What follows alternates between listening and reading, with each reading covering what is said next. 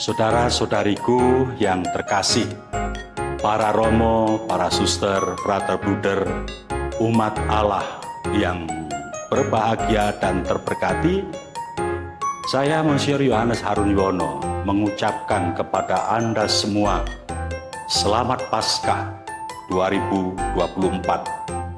Semoga Paskah di tahun Ardas Keluarga ini menjadikan kita semua bagian dari keluarga maupun bagian dari komunitas kita masing-masing penuh sukacita dalam hidup kebersamaan bersama dengan semua anggota kita.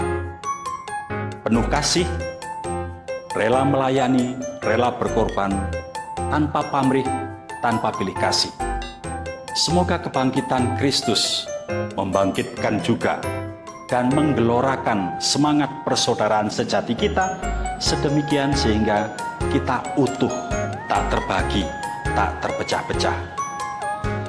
Berbahagialah bersama keluarga Anda, bersama komunitas Anda, kita bersama bangkit bersama Kristus yang hidup.